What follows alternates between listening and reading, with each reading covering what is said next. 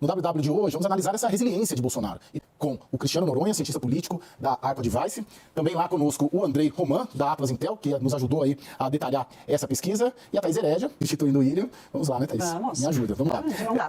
Bom, vamos começar aqui falando de Jair Bolsonaro, né? Mesmo tendo seu nome envolvido em diversas investigações, o ex-presidente mantém uma influência intacta ali junto a uma parcela expressiva do eleitorado. Vamos acompanhar. A defesa do ex-presidente apresentou na última quinta-feira ao Supremo Tribunal Federal os extratos bancários referentes ao período em que Bolsonaro esteve à frente do Executivo. A decisão ocorre uma semana após o ministro Alexandre de Moraes autorizar a quebra dos sigilos bancários de Bolsonaro e da ex-primeira-dama Michele Bolsonaro. A medida atendeu a um pedido da Polícia Federal no âmbito da investigação sobre um suposto esquema de venda de presentes oficiais recebidos durante o mandato de Bolsonaro. Além disso, a Polícia Federal avalia pedir ao Supremo o bloqueio dos 17 milhões de reais arrecadados por Bolsonaro via Pix. A suspeita dos investigadores é que esse dinheiro pode ter relação com a venda de presentes oficiais. Mesmo tendo seu nome envolvido em casos como esse, a força eleitoral de Bolsonaro se mantém. Segundo a pesquisa mais recente da Atlas Intel, se ocorressem eleições no próximo domingo e o atual presidente Lula e Bolsonaro fossem candidatos, 48,1% das pessoas dizem que votariam em Lula, contra 40% que responderam preferir Bolsonaro. Em um cenário em que nenhum dos dois saia candidato, 40% dos entrevistados afirmaram que votariam em alguém indicado por Lula, ante 38,3% que votariam naquele indicado por Bolsonaro. A pesquisa mostrou ainda um movimento de transferência de votos. Entre os eleitores de Lula, 72,7% votariam em um candidato apoiado pelo petista e ninguém votaria naquele apoiado por Bolsonaro. Ao passo que entre os eleitores de Bolsonaro, 84,8% disseram que votariam em quem o ex-presidente indicasse, mas 9,6% admitiram votar em um candidato indicado por Lula. A pesquisa ouviu 1.232 pessoas entre os dias 23 e 24 de agosto. A margem de erro é de 2 pontos percentuais para mais ou para menos e o nível de confiança é de 95%. Andrei Roman, por que essa resiliência do Bolsonaro, mesmo diante dessa artilharia toda aí, das últimas semanas principalmente? Boa noite, Caio.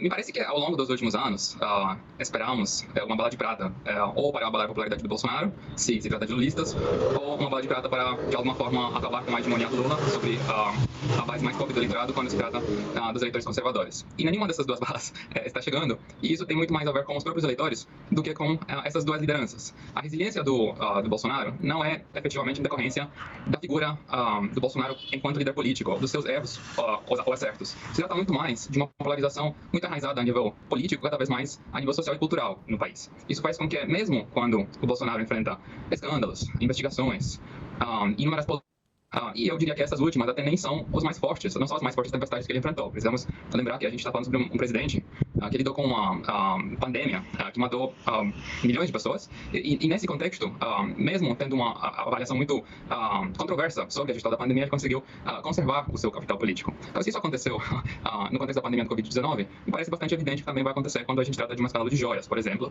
onde a gente vê que, de fato, a grande maioria dos seus eleitores vão preferir acreditar de que, de fato, ele era o dono efetivo, o dono autêntico daquelas joias. De qualquer maneira, eu problematizar isso num contexto em que também, ao longo do tempo, tivemos investigações de corrupção sobre os oponentes políticos e, principalmente, sobre as lideranças do PT. Então... Deixa eu só jogar aqui só pra gente circular. Desculpa te interromper, porque eu vou fazer a mesma pergunta e a gente vai voltar contigo aí. Acho que você tá no Rio de Janeiro, né, Salvino? Cristiano, a sua leitura ali, por que dessa resiliência? O Andrei coloca, não é a crise do Bolsonaro, é algo enraizado na sociedade brasileira, esse apoio a essa agenda que o Bolsonaro tentou implementar, ajudou ele a se eleger. Qual que é a sua leitura? Porque o Bolsonaro, nas pesquisas ali, ele tem, se o segundo turno fosse domingo, 42%, né, de intenção de voto. Por quê? Bom, de um lado... Caio, você tem ainda um desgaste que o PT também sofreu. Então, o Lula também venceu muito essa eleição por conta de todos os problemas decorrentes na gestão do Bolsonaro, especialmente na gestão da pandemia. O Bolsonaro, ele verbalizou, vamos dizer assim, algumas teses defendidas por um grupo do eleitorado mais conservador, de que não tinha representante no grupo político, no espectro político, ele captou isso e acabou conquistando esse eleitorado. E também, ao longo do tempo, a gente viu o PSDB se desmanchar. Então, não existe uma outra liderança. Todo esse escândalo das joias aí ainda não é visto como um grave, vamos dizer assim, crime cometido pelo presidente. Na medida que foi presente que ele recebeu, se ele não declarou, então isso é, de certa forma, relativizado. Não houve, por parte do Bolsonaro, na visão dos seus apoiadores, nenhum tipo de lesa pátria em relação a dano financeiro ou de corrupção. E isso, de certa forma, é atenuado pelo eleitorado e pelo apoiador, especialmente aquele mais radical. Interessante. Eu sempre tenho essa percepção de enquanto houver Lula e PT, vai haver alguém forte do outro lado. E hoje, ainda quem simboliza isso é o Bolsonaro, o que ajuda a gente a entender esses números. E você, Thaís? O PT sempre foi muito bom em pregação, né? O Lula, desde o mensalão, a pregação do PT, e ainda com um discurso muito social e tal, era muito forte. O Bolsonaro teve a pregação dele, né? Que nós consideramos várias situações, né, coisas bárbaras e tal, na época da pandemia, mas ele também tinha a pregação dele. Assim. Ô, Andrei, será que dá pra gente dizer que esse cerco torna o Bolsonaro uma vítima ou fortalece um discurso de vitimização por parte do Bolsonaro, que acaba ajudando também nesse processo de manter praticamente intacto grande parte do capital político? Caio, a gente fez justamente essa pergunta numa outra pesquisa também, encomendada pela CNN, sobre o escândalo das joias. e acaba que 40% do eleitorado considera ele uma vítima. Ele considera ele uma vítima, uma caça-bruxas, acima de acusações exageradas formuladas por atores do judiciário que não seriam imparciais, de acordo com os apoiadores do Bolsonaro. Então, sim, fortalece, de fato, a pauta de vitimização, do meu ponto de vista, e essa pauta de vitimização, de fato, reforça esse cenário de polarização extremada que o país sofre hoje. Então, se a gente está pensando, sim, qual seria um cenário onde, aos poucos, o Bolsonaro poderia perder o domínio desse segmento tão expressivo do eleitorado, me parece que isso vai se dar mais no contexto em que ele desaparece mais do noticiário, em que se fala menos sobre ele, bem ou mal, e se fala mais sobre outras pautas. Na medida em que ele sempre está como foco da atenção, assim, não vejo como sairemos desse cenário tão rápido. E como o Thaís bem percebeu, não é algo tão diferente de outros lugares pelo mundo afora. Nos Estados Unidos, o Donald Trump foi mais uma vez indiciado em um outro processo judicial, e se a gente olha a média das pesquisas, ele é provavelmente hoje favorita para vencer as próximas eleições presidenciais. Mesmo na circunstância de uma foto dele preso lá em Atlanta, é divulgada pelas redes sociais e viraliza. Isso não faz com que o capital político do Trump se esvazie, desde que os seus apoiadores acreditem que ele está sendo uma vítima de uma perseguição judicial. É muito parecido com o que está acontecendo hoje também com o Bolsonaro. De certo modo, então, o que você diz é que falar de Bolsonaro, ainda que negativamente, mantém ele vivo e com uma força política, segundo a pesquisa aí de vocês, forte politicamente, né? Um player ainda, né? No tabuleiro político. Ô, Cristiano, num cenário extremo, supondo, né, uma prisão ali, como ocorreu com o Lula também, tem esse debate, isso se mantém? Ou tem uma... É possível imaginar um cenário em que Bolsonaro se fragiliza politicamente? Uma prisão seria esse cenário ou não? É o contrário, né? Olha, Caio, a gente viu acontecer um fenômeno com o Lula, que foi justamente o fato da prisão, e isso não fragilizou o Lula, né? Porque o PT usou muito o discurso também da vitimização, né? Então, o Bolsonaro também, qual é a diferença entre Lula e Bolsonaro, no meu ponto de vista? Interessava o PT, e o Lula tinha uma ligação muito forte com o PT, e o PT dependia muito do Lula. O Bolsonaro é ele sozinho. Se eventualmente isso acontecer com ele, a gente precisa ver qual vai ser a postura do PL. Essa estrutura partidária, a favor dele, também vai ajudar. Ajudaria ele a ficar como um cabo eleitoral forte. Usar esse poder que ele tem, eu acredito que vai depender muito também de uma estrutura favorável a ele para defendê-lo e para manter esse discurso dele também vivo. Vamos lembrar que em 2010 o Lula tinha o apoio de todo mundo, inclusive do mercado financeiro, né? Do setor produtivo, os grandes empresários estavam sempre em torno dele e tal. Então foi em 2014, com o Aécio, que a coisa rompeu de vez. E depois daquilo veio 2018 e agora 2022. Agora, entre 2014 e 2022, o Brasil viveu crises agudas. Nós tivemos 2 anos de recessão, uma recuperação muito lenta, reformas que foram reconhecidas e foram acatadas, e hoje talvez a gente esteja colhendo esse fruto. Tem todo um estudo de campo sendo feito pelos economistas para entender o quanto das reformas que realmente estão mudando estruturalmente a atividade econômica brasileira. Eu percebo que tem hoje não só uma exaustão dessa adesão direta, de um alinhamento direto, como um pragmatismo necessário. Então, o pragmatismo necessário olha, eu já apanhei tanto que agora eu não posso tomar tempo com isso. Então, óbvio que tem o bolsonarista roxo, óbvio que tem o petista roxo, né, entre os grandes empresários, o mercado e boa parte do setor produtivo acabou se identificando muito com o Bolsonaro. Bom, gente, a gente está falando bastante aqui dessa situação do Bolsonaro. A gente separou uns quadros justamente para tentar entender. Claro, o Bolsonaro não pode ser candidato por 8 anos, mas vamos ver quem seriam os possíveis candidatos mais beneficiados, não só com o apoio do Bolsonaro, mas também com o apoio do Lula. Mostra aí, Fernanda, lá. Dos eleitores de Lula, Fernando Haddad teria 28,9%, é o preferido dos eleitores de Lula, numa eventual transferência de votos. Simone Tebet, 21%, Flávio Dino, 20%, Geraldo Alckmin, 6%, Gleisi Hoffmann, 6%, Camilo Santana, 3,5%. Aí é interessante, quando olhamos a tela seguinte, nos eleitores de Bolsonaro, né?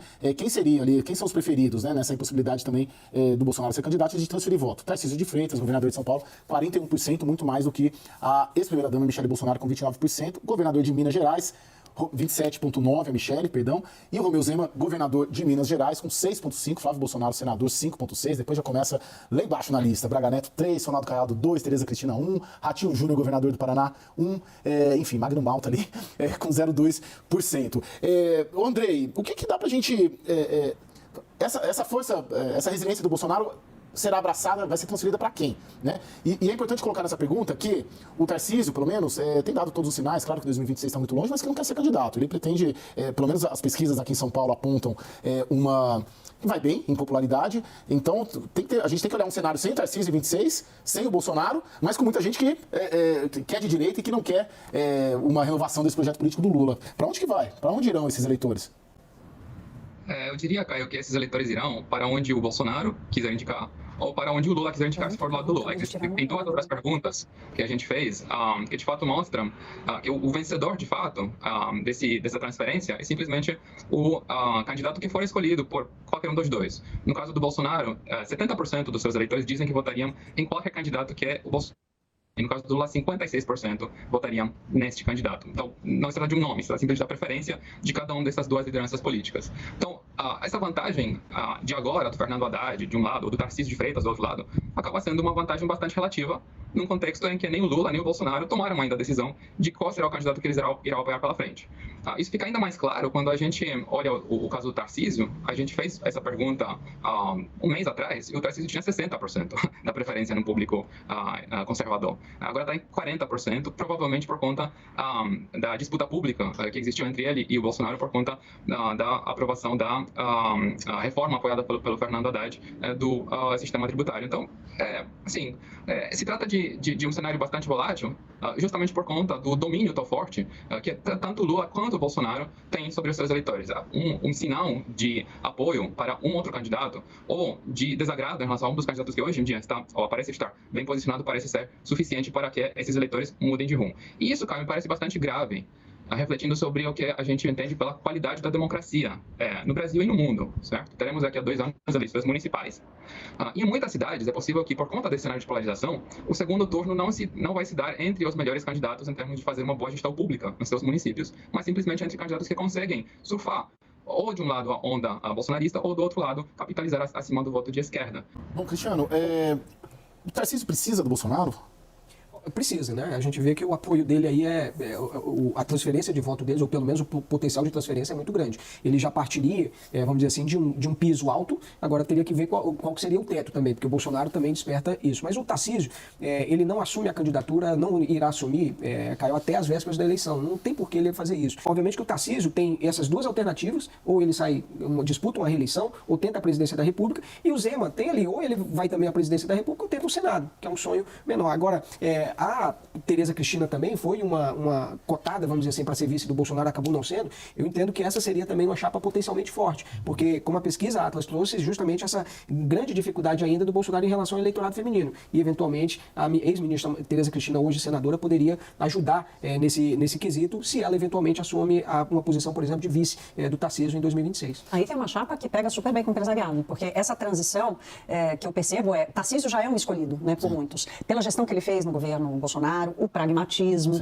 a visão dele com a coisa do investimento e tal. Então, especialmente... O posicionamento correto na reforma tributária. Eu ia falar exatamente isso. Então, assim, a coisa da reforma tributária, o apetite que ele tem pela abertura, pelo investimento. Já escolheu o Tarcísio, não importa com Bolsonaro ou sem Bolsonaro. O que eu ouço muito é que a aproximação de Bolsonaro com o Tarcísio faz parte do jogo político, mas que o Tarcísio não precisa do Bolsonaro. Então, essa é uma chapa que tem a diversidade por ter uma mulher, é uma mulher que tem uma representação gigantesca numa área, num setor brasileiro que é hoje o que, inclusive, nos traciona com a atividade econômica. André Roman, muito obrigado pela pesquisa, pela sua disposição de entrar aí do Ceará, Fortaleza, e um excelente final de semana para você. Obrigado. Boa noite. Até logo. Bom, daqui a pouco, o governo vai publicar na segunda-feira taxação de fundos exclusivos e offshore. Até já.